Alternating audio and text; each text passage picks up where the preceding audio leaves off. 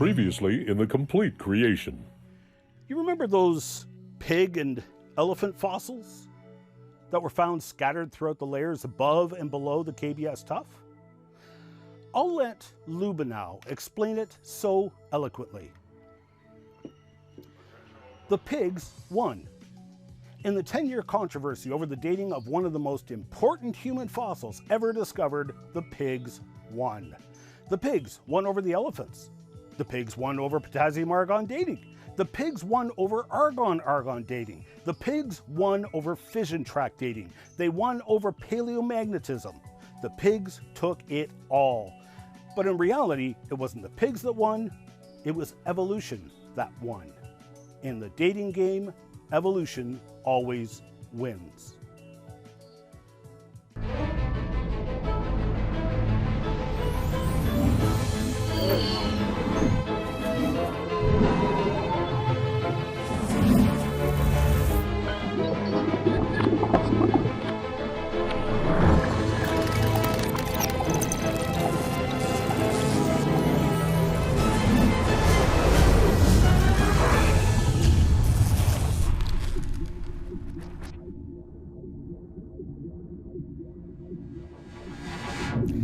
Hello again, thank you for joining me in the next part of this series. We've been looking at the various radiometric dating methods used by old Earth advocates who adamantly claim that radiometric dating produces reliable, absolute ages. When it serves their purposes, they are just as quick to reject their own radio dating methods when the ages given don't line up with the evolution column. Carrying on with that theme, let's take a brief look at some other creative ways young Earth creationary scientists were able to scientifically determine geological dates. Dr. Robert Gentry became known for his work on pleochroic halos or radio halos in the 70s. I highly recommend visiting his websites, either halos.com or halos.us, and checking out his book, Creation's Tiny Mystery. On his website, he has dozens of technical papers he has published on the topic available for viewing and download, and they are each a must-read. A radio halo is radiation damage collected inside a substance, typically rocks, which has small clumps of a radioactive material inside it. The center is a microscopic clump of some radioactive isotope. Alpha radiation is emitted in all directions from the clump. And think of the alpha particle like a bullet being shot into some wood. It comes to a stop inside the wood, but the path the bullet took is a path of damage inside the wood. So inside a rock, you'll get these clumps of radioactive material, and the isotopes are firing alpha emissions in all directions, with each alpha particle leaving behind a trail of damage. Now, if you'll remember, some alpha particles are kicked out of the atom with more energy than other alpha particles. It depends on the parent element. Higher energy particles will, of course, travel farther in the rock before stopping. And so hundreds of millions of alpha particles being emitted in all directions from one center will leave behind a sphere of radiation damage surrounding the radio center. We can tell what the element is by the size of the sphere, because the size of the sphere is dictated by the energy of the alpha emissions. And the energy level tells us what element it is. We come along, slice the rock through the center of the sphere, and now we are looking at the cross section of the sphere with the radio center and the radio halos generated by radiation damage. Now, of course, that radioactive breakdown was a chain of parent-daughter elements. A parent element radioactively breaks down into a daughter element, which is often itself radioactive. So the daughter element breaks down as well into another daughter element, which is also radioactive. So here in this photograph, of a radio halo cross-section, you can see multiple rings of radiation damage, each ring with different diameters. You can identify which isotope made which ring by measuring the diameter of the halo. I mentioned that usually these rings are found in rock, but the rings will be formed in any solid containing radioactive materials. And Dr. Gentry documented a fascinating and very unusual case of radiohalos in coal. Now remember how coal is found. Typically it's wood or bark from trees that gets collected into thick layers by water, buried under sediments, and the weight of the overlying sediments compresses it while it's all heated in anaerobic conditions. The wood and bark turn to coal. And in one of his videos, Dr. Gentry and his son David show you an experiment where they basically made the first stage of coal in the lab in a few days. It doesn't take millions of years. They also show in that video actual footage of crude oil being formed by natural processes off the coast of California. Again, it doesn't take millions of years.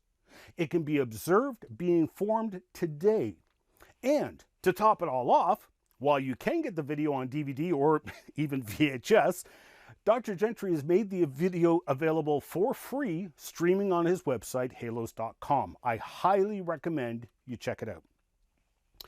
So Dr. Gentry took coal samples from multiple coal mines in Colorado, dated on the evolutionary column as Eocene, Jurassic, and Triassic. Notice the time span involved here using the ages given by the deep time advocates themselves. The Eocene samples would be 37 million years old and the Triassic would be 245 million years old. That's a time span of 208 million years.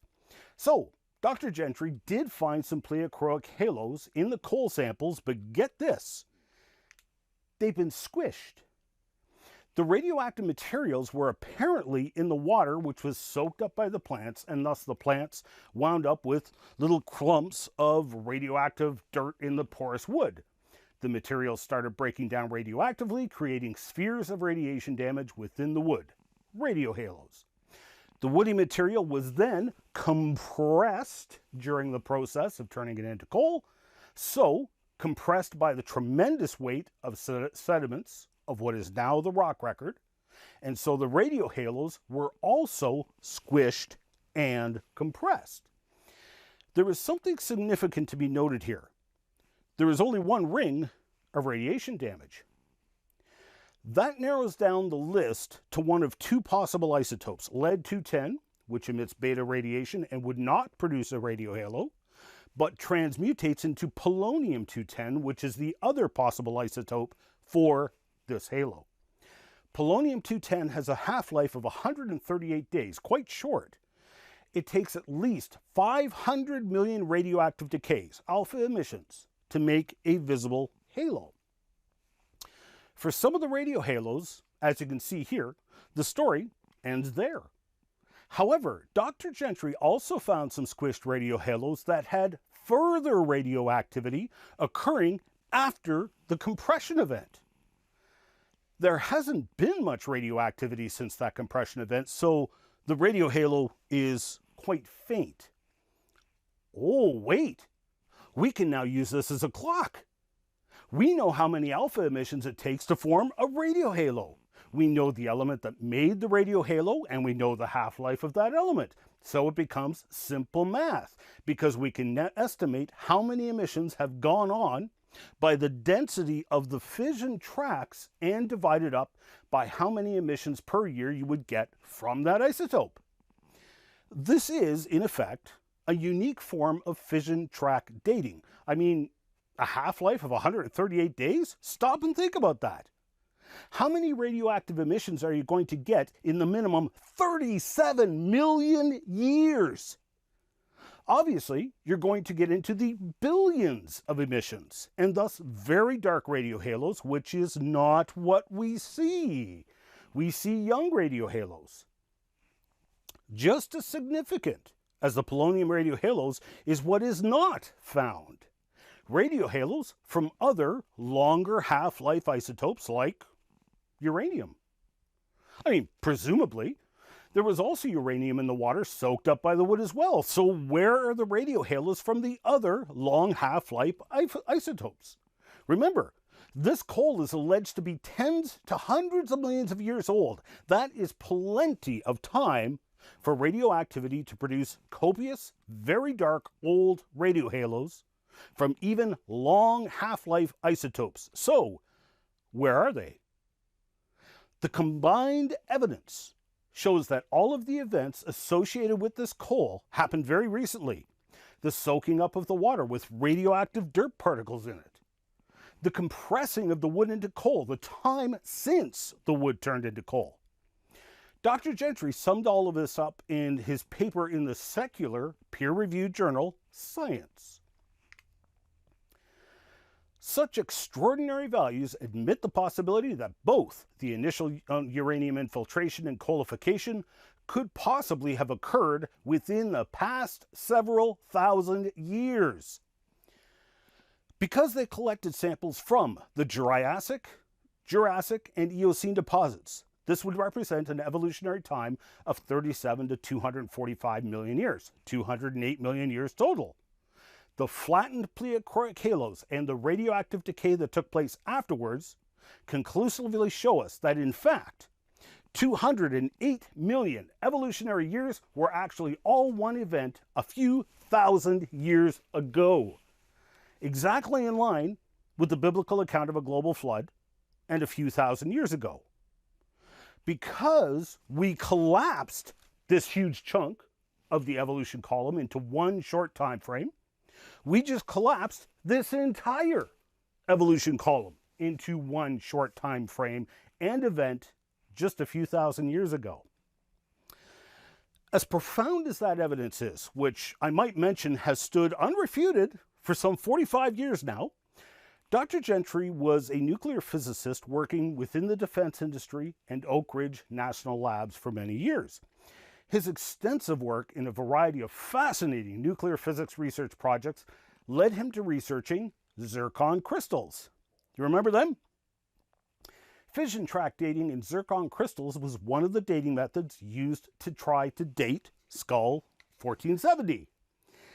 So in his research for nuclear waste storage, Dr. Gentry studied radioisotopes within zircon crystals drilled from deep granites, and namely how much or how little radioisotopes would leach into or out of the crystals, especially at higher temperatures underground.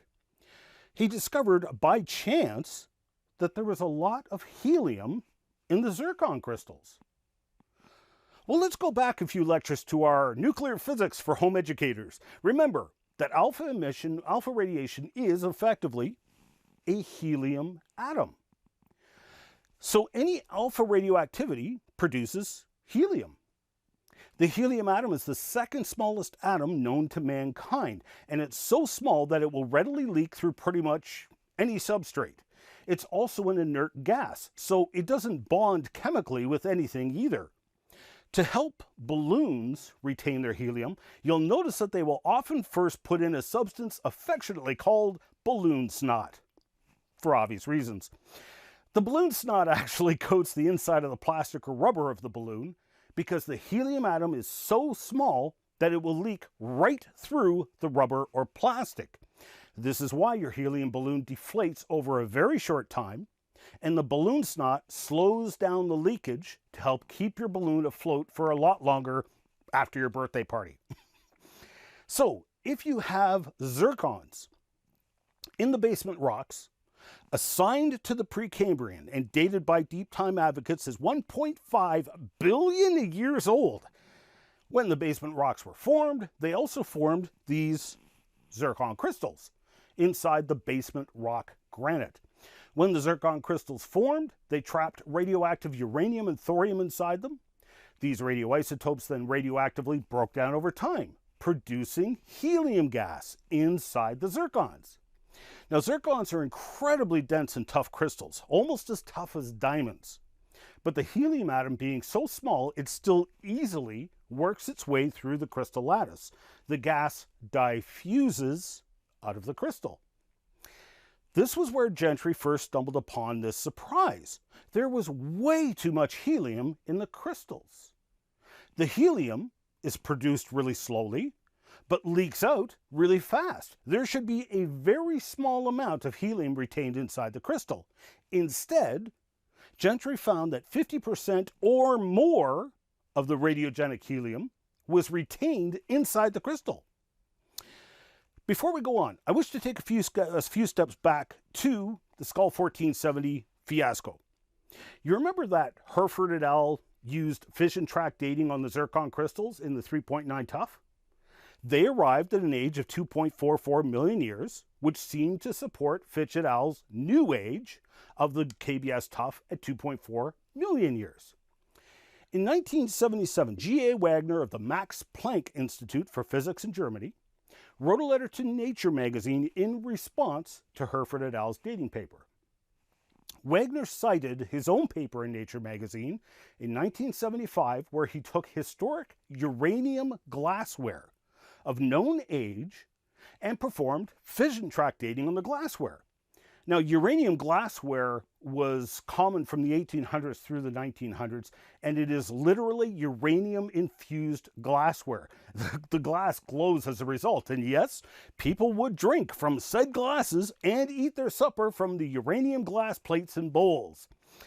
But what Wagner did was really smart, because we know when the glassware was manufactured, and it was manufactured by melting the glass. So this was like turning the glass into lava and resetting the fission track clock. Wagner could now go on, calibrate the fission track dating method based on the fission tracks of this glassware, for which he knew the precise age of manufacture. But get a load of what he wrote in his letter about Herford's work. Many fission track specialists no longer use the decay constant 6.85 value, but now use the decay constant 8.46. There are good reasons for this preference. If this higher value for the decay constant is used, the fission track age of the pumice and the KBS tuff recalculates to 1.98 million years, which would lend support to the potassium argon age measured by Curtis et al. Hold up. This guy is saying the half-life of uranium-238 that Herford et al. Used is no longer valid? And that the half-life they should have used was 19% higher? Whatever happened to constant? The half-life of an element is supposed to be a well-known, well-established number. I mean, that number even affects the safe and reliable operation of nuclear reactors, for crying out loud. You would think their numbers wouldn't be in disagreement by 19%, would you? Right? But wait for it. Here's what Herford and team replied. Wagner has questioned our choice of a decay constant. When it is used in conjunction with the fission track glass standards of the U.S. National Bureau of Standards, we get the best agreement for the potassium argon ages of coexisting minerals, and we use it for this reason. Translation. Well, if you use the fission track glass standards here in the U.S., our dating of the KBS tuff matches the dates obtained by Fitch-Miller and many others. So, a benchmark measurement, you would think, was solid in the scientific community. The determined half-life of probably the single most important radioactive element known to and used by mankind. You would think it's a number that would no longer be debated. But here we have experts in their field on two sides of the globe disagreeing about a number foundational to a number of multiple sciences, and they are in disagreement by 19%. Do you think you would pass your university exam for bridge design if your answers were 19% different than the professor's answers?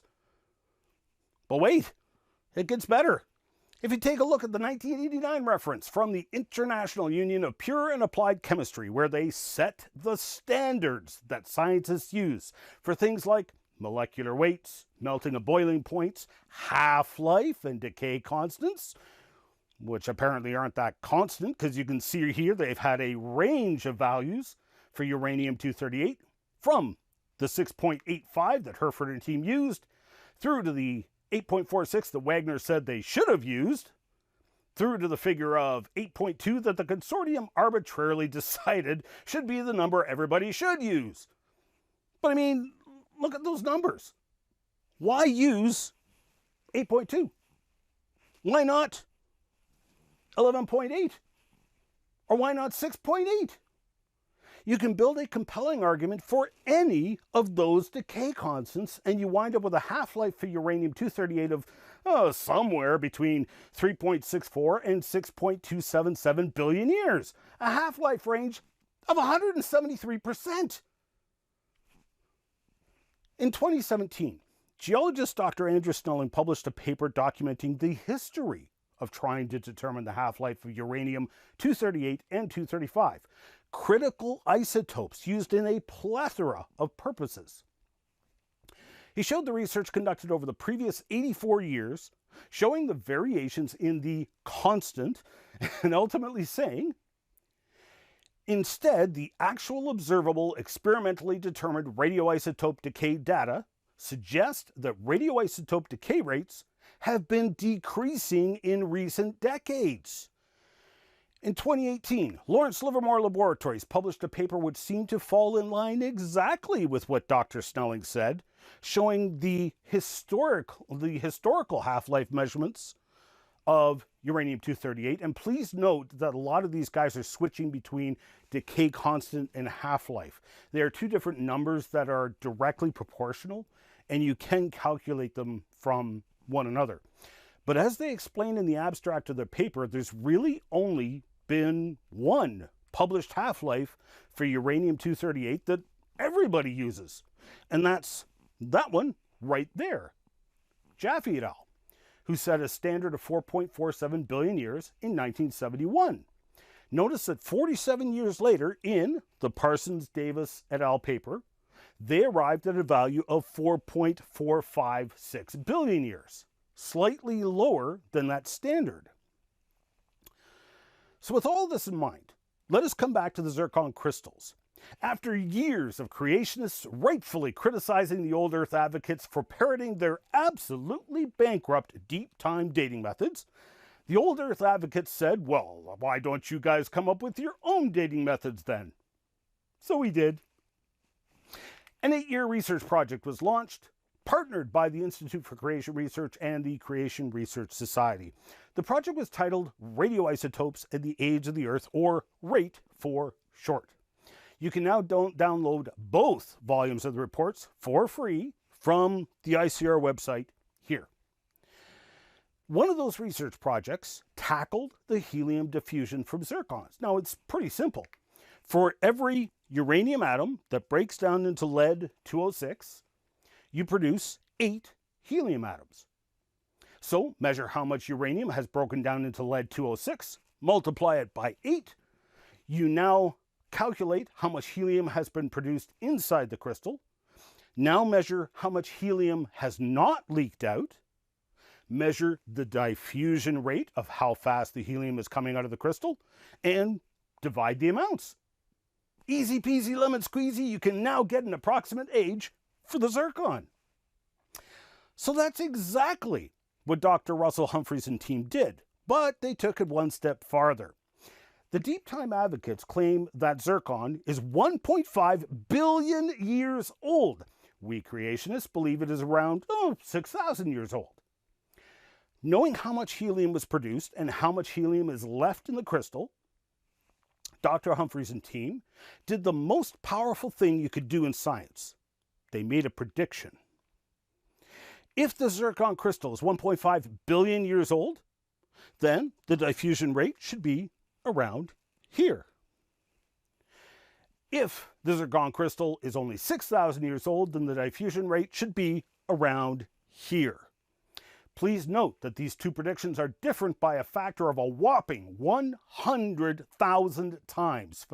So, in other words, this diffusion rate is 100,000 times faster than this diffusion rate.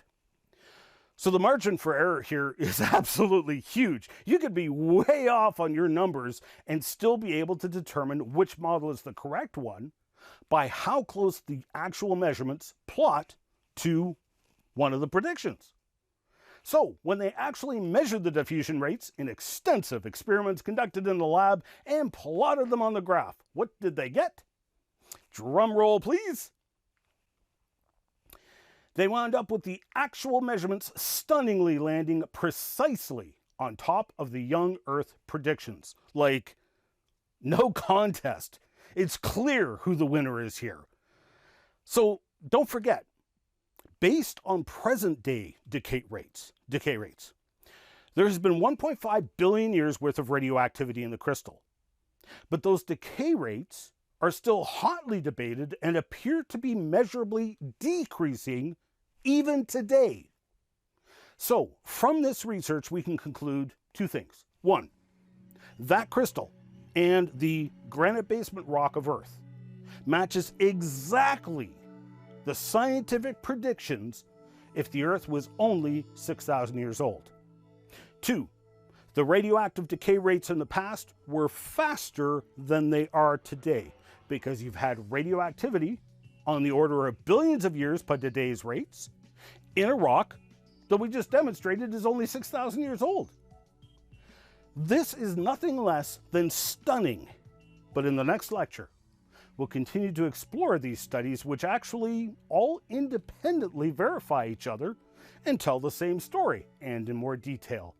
Thank you. I hope you'll join me again. Coming up in the next Complete Creation. So my good friend Broccoli compiled all of the carbon-14 dates returned from all of these studies. Here Brock has kindly charted out all of these carbon-14 dates, and if you look closely, you'll see that all of the dinosaurs return carbon-14 ages, younger than the Neanderthal man fossil. You can catch the entire series in a variety of ways. You can watch the show online at www.completecreation.org or www.genesisweek.com. You can also purchase the Complete Creation series in full high definition on Blu-ray or video on demand at completecreation.org. Or support the Miracle Channel with a monthly tax-deductible donation and access the entire Complete Creation series in high definition through Corco, Miracle Channel's video on demand service. We need your support to keep this program on the air. So please pray for us. And if you wish to financially support the program, Canadians can make a tax-deductible donation to Core Ottawa, Canada North Post Office Box 72075, Ottawa, Ontario, Canada, K2K2P4. Or you can make a donation via PayPal online at ianjuby.org/donations. And thank you for your support.